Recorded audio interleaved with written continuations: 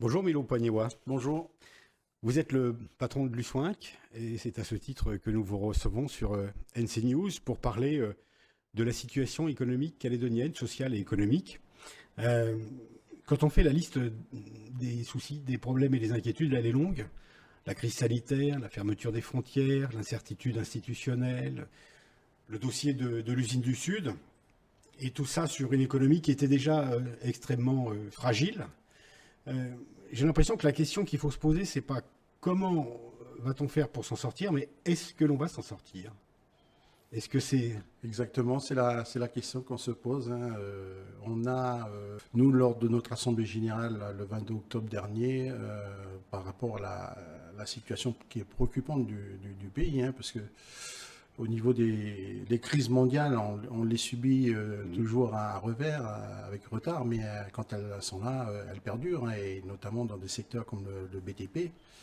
Et c'est vrai que la crise sanitaire qu'on a eue cette année, hein, ne vient que amplifier les difficultés des entreprises, et on ne voit pas comment on va s'en sortir, hein. Euh, et c'est un peu, voilà, c'est des discussions qu'on a eues au sein de notre organisation. Comment on fait pour relancer notre économie, relancer les secteurs qui sont bien atteints, comme le BTP. Et c'est vrai que le BTP, alors quand, ouais, il faut relativiser, puisqu'ils sont, le BTP, quand on parle de crise, c'est qu'ils sont revenus à une situation normale. Ils ont plus de gros chantiers. Mais il n'empêche qu'aujourd'hui, s'il n'y a pas de la commande publique, ils sont Oui. dans la difficulté. Oui, On est parce que ces entreprises avaient fait des gros investissements, avaient embauché beaucoup, et puis effectivement, la fin des grands chantiers a ruiné un peu tous ces espoirs-là. à la fin des gros chantiers, donc elle a mis en difficulté. Il y a des entreprises qui ont dû se séparer de Mhm. leur personnel.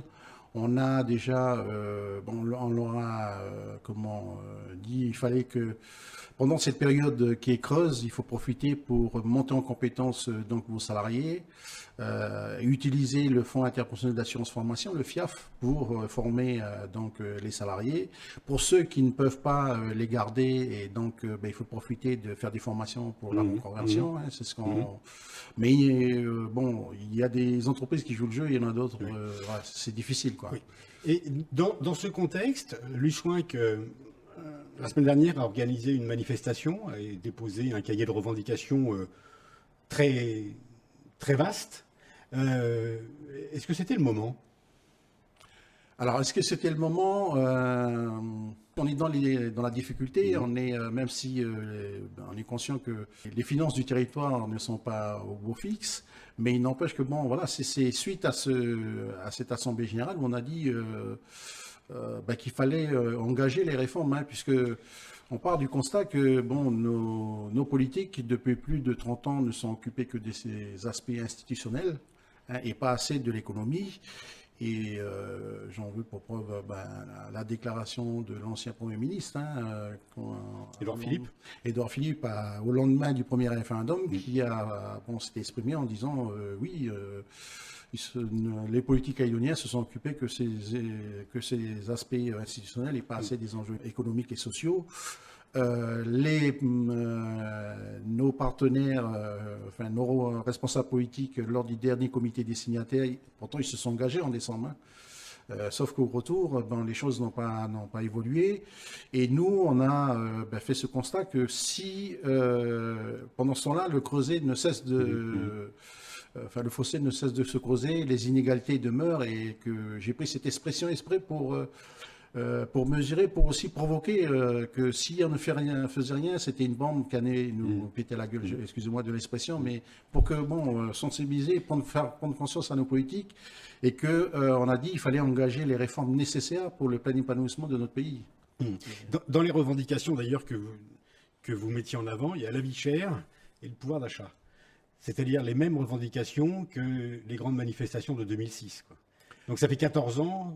Depuis 14 ans, rien n'a évolué, rien n'a changé. Alors sur la vie chère, hein, c'est une revendication qui est assez ancienne, hein. On a nous des discussions en interne depuis 2010. Il y a eu des marches. Il y a eu des accords qui ont été signés, hein, les accords économiques en 2012, l'agenda social et fiscal partagé en 2014. En 2014, et rien n'a. On ne peut pas dire que rien n'a évolué, ni rien n'a bougé, sauf que quand on nous a expliqué que les piliers qui faisaient de la vie chère, c'était l'étroitesse du marché en Nouvelle-Calédonie, l'éloignement, et puis les taxes à l'entrée. Donc on a supprimé le millefeuille qu'on avait. Sauf que quand la TGC, quand elle rentre en vigueur, on a l'impression que la grande distribution, les commerces n'ont pas désarmé ces taxes. On a rajouté la TGC sur les prix et aujourd'hui, les prix n'ont toujours pas baissé. Et quand je vois il y a une étude qui a été menée comparant des grandes surfaces par l'UFC Que Choisir qui pointe une augmentation sur un an de 6%. Je prends au niveau de l'ISEE, sur les 12 derniers mois au niveau de l'alimentation, 2,3%. Donc c'est pas que du ressenti, c'est les relevés qui donnent ça. Alors dans les réformes, justement, il y a la refonte de la TGC, sur laquelle travaille le gouvernement, qui a présenté un plan d'urgence, un plan de relance économique d'urgence, en une trentaine de mesures, qui seront d'ailleurs complétées d'ici la fin de l'année. Vous avez été informé de ce plan de relance Sur ce qu'on déplore, c'est de la façon dont c'est présenté, puisque ces 22, je crois il y a 22 mesures qui ont été dans ce plan de relance. Ils ont été travaillés avec le monde économique, les 3 chambres patronales, plus les chambres consulaires. Et pas vous. Et pas les organisations syndicales de salariés. L'économie, chez M. Gigès, ça ne tourne qu'autour des patrons et des chambres consulaires. Les syndicats, ils n'ont pas le droit à la discussion, puisque c'est même eux qui, lors de leur point de presse, qui ont dit qu'ils ont élaboré ça donc ensemble pendant plus de 3 semaines. Ça nous a été présenté, nous on n'a pas fait les remarques, mais déjà quand j'entends qu'il faut aider les entreprises, pourquoi pas par rapport à les entreprises qui sont en difficulté par rapport à la crise sanitaire, sauf que quand on va les exonérer de charges patronales, quelque part on met en difficulté le RIAM qui est déjà lui en grande difficulté. Et donc elle est où la fiscalité, elles sont où les compensations? D'où les appels répétés à changer le modèle économique calédonien. Il faut changer le modèle économique. Oui, mais d'abord, ça fait un moment qu'on en parle, puisque il me semble que c'était déjà dans l'agenda économique, social et fiscal partagé de 2014, ce changement de modèle économique. Mais on fait comment pour changer le modèle économique? On fait comment comme j'ai pu le dire à M. Christopher Gilles, il faut que, dans ces plans de relance ou de simplification de la TGC, pour que ce soit validé au Congrès, il faut que ce soit présenté, il faut que ce soit validé. Et donc, on fait cette proposition qu'il faut qu'on travaille ensemble. Pas simplement lui qui travaille dans son coin et qui le présente au patronat et après aux organisations syndicales. Mais il faut que ce soit présenté à l'ensemble des forces vives pour que, après, ce soit une formalité au niveau du Congrès. Mais pour ça, il faut justement réunir tout le monde. Donc c'est sûr que ça va, pour discuter justement quelles sont les réformes à mener et au niveau de l'économie, par quoi on commence. Et changer un modèle, donc changer l'économie, changer nos pratiques, nos comportements, nos façons de faire, de consommer, de produire, d'acheter, ça demande de toutes parts des sacrifices, des efforts et des changements. Est-ce que vous sentez qu'on est prêt à ça? C'est dans les discussions, mais après dans la réalité, je pense pas. Je fais le constat que aujourd'hui, le patronat, quand ils ont des difficultés, ils se tournent toujours vers le gouvernement pour demander des aides, pour demander Nous, ce qu'on dit dans des propositions aussi, c'est que vous aussi. Oui, mais nous, on a beaucoup tendance en Nouvelle-Calédonie à se tourner vers les pouvoirs publics pour trouver les solutions. Oui, parce que c'est eux qui, quand même, votent les textes.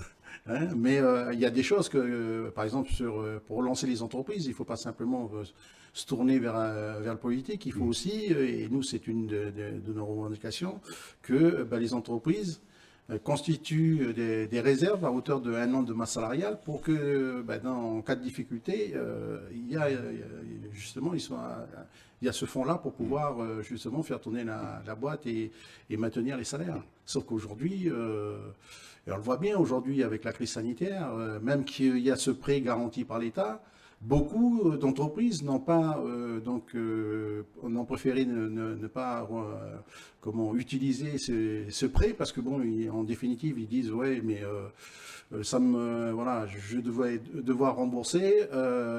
Ils n'ont pas fait appel aussi au chômage. Hein, au chômage partiel, même s'il a été renforcé, parce qu'ils ont réfléchi à en fin d'année, il faudra quand même distribuer des dividendes aux maisons mères. Et donc, il y en a, ils se sont passés de ça. Quoi. Donc, il y a quand même des entreprises qui sont en difficulté, notamment le tourisme, l'aérien. Le tourisme, l'aérien, ce secteur-là, tant que voilà, les frontières sont fermées jusqu'au 31 juillet, on ne voit pas comment faire. Quoi, hein. Le point de crispation actuel, c'est l'usine du Sud. C'est un sujet préoccupant, l'usine du Sud. Vous n'avez pas pris position, Luchouinck? On n'a pas pris position, c'est plutôt positionné en faveur des salariés, puisque nous, la crainte avant tout, c'est les salariés et les sous-traitants.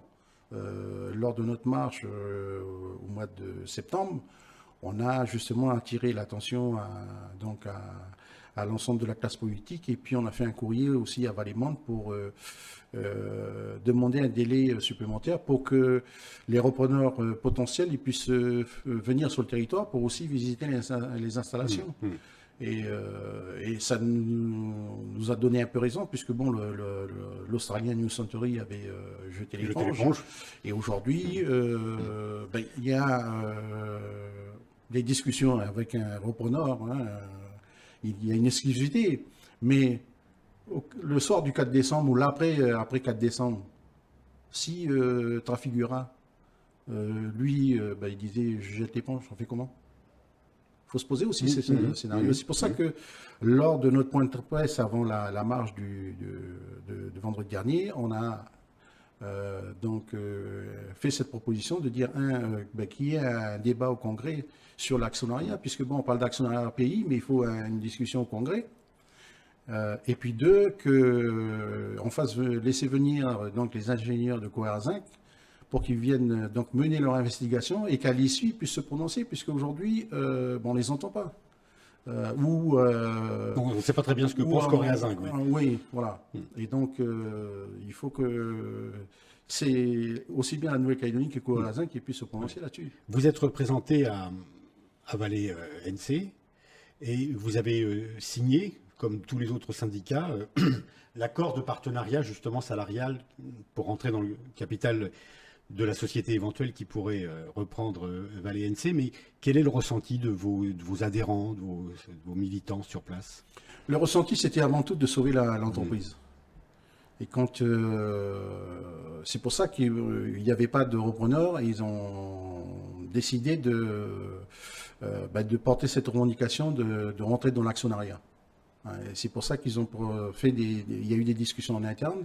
Ils sont parvenus à un accord où ça a été signé à hauteur de 23%, parce que c'était avant tout, ils ne voyaient pas que cette entreprise se ferme. Hein. Les gens, c'est des pères de famille, des mères de famille, ils ont des charges, et donc ils ne soyaient pas demain se retrouver sans travail. Hein. Et donc, c'est pour ça qu'ils ont été dans cette proposition à la direction. Donc, oui, aujourd'hui, ça soulève questions, ça soulève débat, mais avant tout, la position de notre organisation syndicale qui est affiliée à l'USOINC, le SOINC Nickel, a suivi les discussions en interne et donc se sont positionnés pour l'actionnariat salarié. Et vous êtes plutôt optimiste ou est-ce que vous êtes très inquiet? Optimiste, les deux, mais je veux dire, nous, ce qu'il faut éviter, c'est que ça ferme. C'est que ça ferme. C'est pas ce que l'on souhaite. Je pense que personne ne veut que cela ferme. Maintenant, on est un peu dans le dur, hein, puisque bon, il y a une opposition et il y a une proposition et donc aujourd'hui, comment on fait pour s'en sortir? Hein, parce que j'entends donc aujourd'hui c'est plus simplement donc les coutumiers donc du Sud, hein, c'est les partis politiques et les partis indépendantistes qui aujourd'hui veulent aller sur un deuxième préalable mini et donc ça complexifie, ça se tend sur le terrain et là ça va sur le terrain politique, hein, ça dépasse les salariés et les représentants que nous sommes. Oui, ils échappent. Ça leur échappe. Ça échappe à tout le monde. Oui. Et là, c'est des discussions qui vont se faire, mais à un autre niveau. Mais il faut s'en sortir. Et donc aujourd'hui, bon, je vois qu'il y a des appels, il y a des propositions de table ronde, mais il faut faciliter la discussion pour qu'elle puisse. Il faut trouver une solution, quoi. Il faut éviter que voilà le pire. Merci, Milo Pagnewa. Merci.